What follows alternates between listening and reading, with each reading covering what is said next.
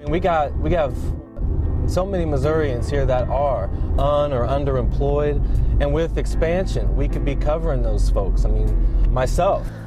I make $10 an hour at my job, and currently that's too much for me to apply to receive Medicaid.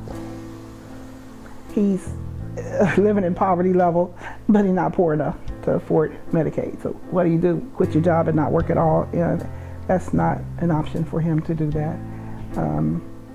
It just puts people between a rock and a hard place to decide whether to get their medicine or buy food. Get your medicine or get gas for your car. And everything is so expensive. If that's the one thing that could help.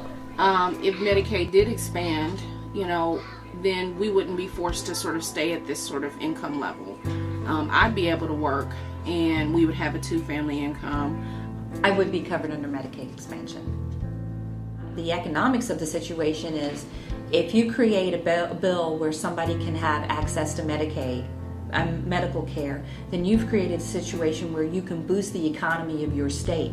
My own grandson is in need of significant health coverage. He's autistic and bipolar, and struggles a lot in life, and is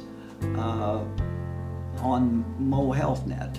And were it not for Medicaid, I don't know what we would do to provide the coverage that he needs. The biggest thing to me is just being able to get those checkups, those everyday, those every once in a while checkups that we need. You think about folks that again are trying to make the decision between, well, do I pay for my rent, groceries, or can I go to the doctors and make sure that I'm doing okay? And the sad thing is that right where we're at currently is people can't go get those checkups, and then the next thing you know, you have to go to the emergency room, and as we know, that costs a lot more than it would be just if you could go to the doctor's office and go get that checkup.